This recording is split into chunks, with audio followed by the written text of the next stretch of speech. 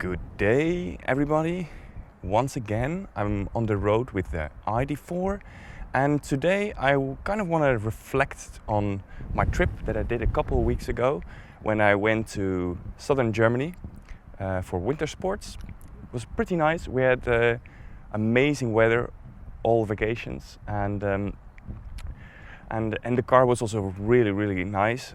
We had lots of space for the skis but not only positive things. So today I want to show you 5 things that I found out during the trip that you might want to consider when going on a big trip with the ID.4. So let's get to it. The first one is the routing for the car. As you probably know, most modern cars have a GPS system, navigation on board, which usually is moderately up to date with everything. So also the ID cars from Volkswagen have the same thing. But for an electric car, there's one thing to take into consideration, which the traditional car manufacturers haven't really thought about, and that is charging. So most of these manufacturers, like Volkswagen, Audi, but also like the French ones, Renault or Citroën or whichever brand, they don't take into consideration all the factors when you're driving your car on a big trip. So what you need to think about is the temperature outside, but also further on in your leg, the elevation. So if you're going uphill, you're going to spend more energy. Seems sensible, but it would be nice if the navigation knows this, because they know that this part of the area is elevated. So why not take it into consideration when planning the trip? Some other things are, for example, the rain, like the forecast. So that is also something that can be included into planning the trip. And lastly is the availability of chargers. If it's available, how fast it can charge, and those kind of things. So let me show you an example. Lousy and very loud motorcycles there. But I will show you one example of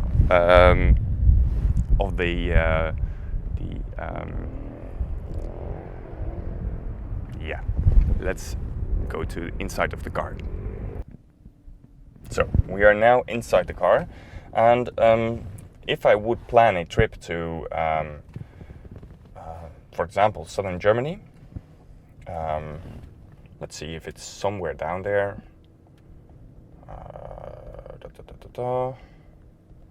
Lots of German things. So we went to Obermeiselstein, pretty far away. Let's see how long it will take.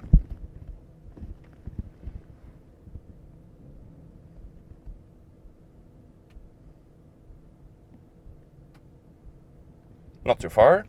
And then we can click here for more information. And then you will see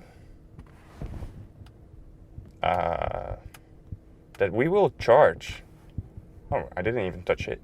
But anyway, it estimates that we charge here for an hour and there as well. And that is actually not the way to go. Ideally, you will charge for maximum 30 minutes, and then you will have gained almost 70% range instead of like the whole 90 or 100%. So the advice for you is to use an app called A Better Route Planner, and it takes all the factors into account that I just showed you, and lets you also factor in things like the max speed that you are driving, the weather, the elevation. So that is also a very nice thing to consider your options when planning for your trip. So here is an example of a better route planner. So here you see the menu that says settings, and you can select which model of car you are driving, or if you're curious you can just select a car just to see what its capabilities are. For now I had the Ioniq electric selected, the old model, but you can just select another one. So for example, let's go to VW, and we were driving an ID.4 with the, I believe, the 77 kilowatt hour rear wheel drive. So that will be the Pro. I also think that we have a heat pump, but we don't have 135 kilowatt charging. So there are lots of specifics which you can enter into the application. You can select what your state of charge is at the beginning of your trip, what your reference consumption would be, what kind of charges you want, or what your preferences are. You can also say something about, okay, I want to arrive with 10% battery, or you can set that to, for example, 5, to make some fine-tuned adjustments to your trip. I want to set it to 10 again.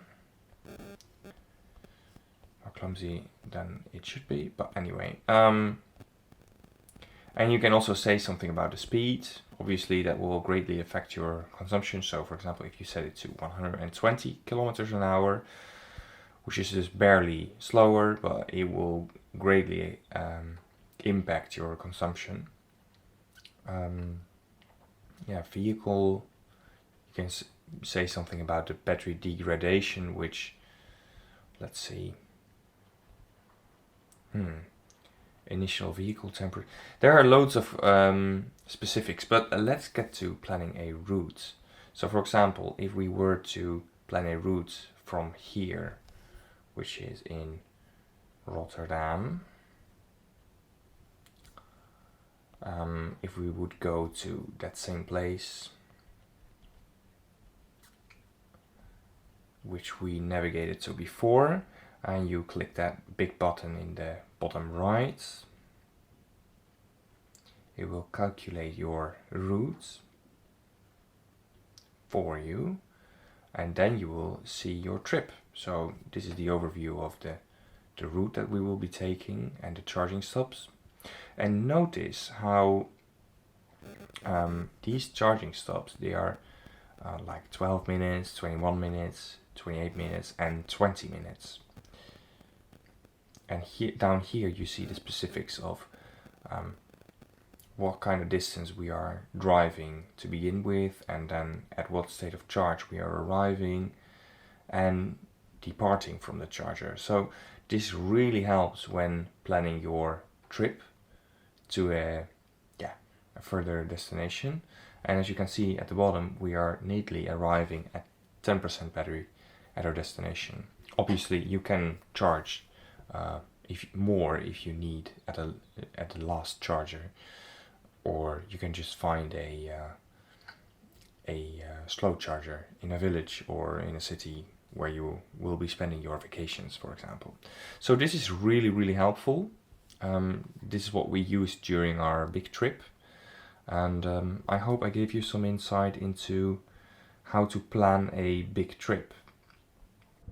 The second thing is the head-up display. So let me move over here and try to capture it for you. So you see here in the windscreen the head-up display, which works pretty nicely. You see it projected in front of you, and also, which I'm not able to show you right now because I'm not driving, but sometimes you see little orange lines for when you're approaching like the white lanes when you're at the edge of the road. And also when the navigation is directing you to go off the highway or take a right turn or a left turn, it will also indicate that in front of you on the road, and then it will come closer to you as you approach the turn. So that's very nice, but there's one thing that seems to affect the performance of this head-up display, and that is sunglasses.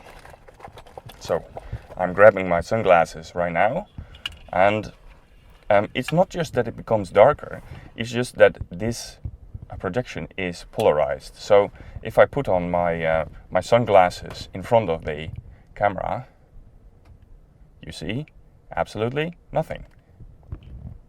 Seems like I'm holding the camera also a bit too low, but you see the difference. So this was something I also noticed when driving, and yeah, that is just really a pity, and maybe also something that I didn't check before. So this is the first time checking that. If you rotate the sunglasses, you see that it does show.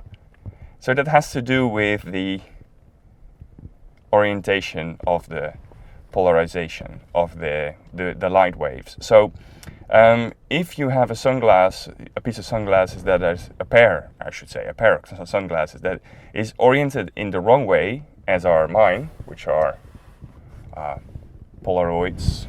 Let me get that in focus. Here we are, original Polaroids. They are pretty nice, but not ideal when using the head-up display. The third thing to consider, especially when doing large trips, is that the onboard speed detection isn't really accurate. And I just noticed now on my way here that it misread almost 50% of the time. So one example when it misreads a sign, or it doesn't even detect that sign, is when the speed limit doesn't have a red circle around it, which is the conventional way of making a speed limit. But when it's not that way, it will just show the previous speed limit, which is just a bit confusing. And yeah, that is a minor thing, I would say, but something to improve, I would say, and something to think about. And for the fourth thing, we're going to walk around the car. First, we're going to open the hood, which in our case is motorized.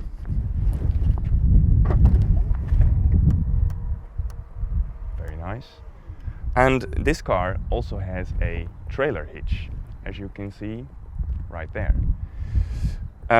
We made the mistake to keep it on for almost the entire trip to go, and that might have cost us some efficiency, because obviously it creates a bit of drag. Nothing too much, I would say, but it is something to consider. So let me pop that in right now, because I see it's out at the moment. So to do that, there's a little button here which you can click. It will start to beep and the trailer hitch collapses downward, and you can pop it in with your hands. It's a bit filthy, so I'm using my foot instead. Let's do that again. So to get it out, and then you again pull that little thing. It pops into position. You need to kick it up, and it's kicked in place. Whoops. Shoe all filthy. Doesn't really matter actually. But yeah, that's the trailer hitch, which might cost you a couple of kilometers when you're down for saving every little mile that you can have, or kilometer for that matter. Another point, which has been quite a big irritation when driving on a long trip, is that our ACC was barely functional. At least for half of the trip, the automatic cruise control did not work, and I suspect that it has to do with these buttons that we have on the steering wheel. So let me show you.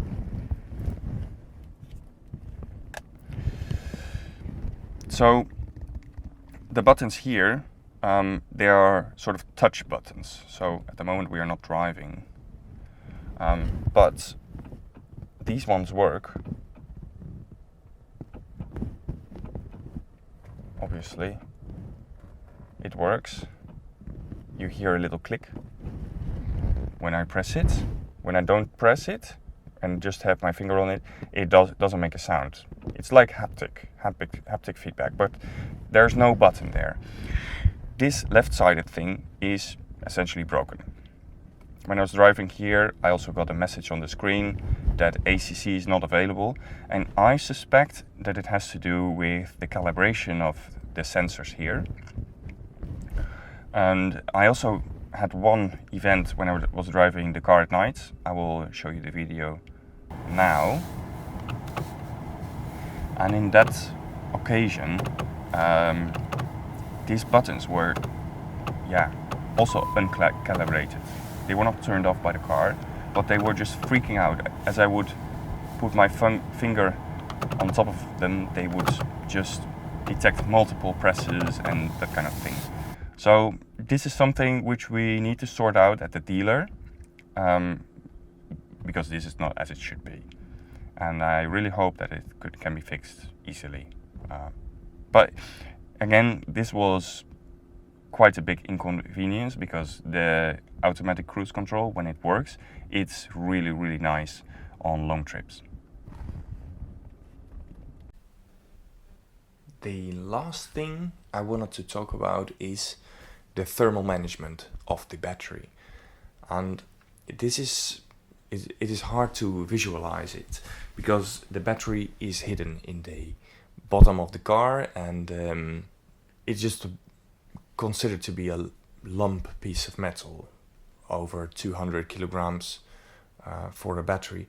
And the battery is like what the old diesel engine used to be.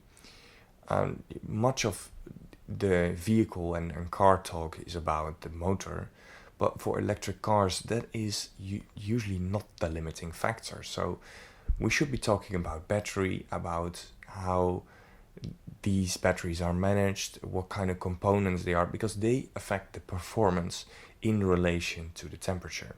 And this is something which a lot of people are not really aware of. And also, people are not made aware by the manufacturers. There are just a couple of occasions where, as a user, you are confronted with the fact that the battery is not able to meet your demands. So I believe Tesla has some notifications about a cold battery, that you're not able to utilize the full range of the battery until it has heated up, or that you are not able to use the regeneration when you're braking. And there are also some brands from Korea, such as Hyundai or Kia, which have icons in their new models, like the EV6 and the Ioniq 5. These cars, they are equipped with a small symbol to indicate that the battery is cold. So this is something which consumers and drivers need to be made aware of, I believe, because obviously this is really, really important to see what your car is capable of. Back in the day, when diesel engines were still in a sort of developmental phase, we used to have to preheat them. When you turn on in a cold winter morning, when you turned your car on, you had to hold the ignition for a couple of seconds at least to give the engine the chance to heat up.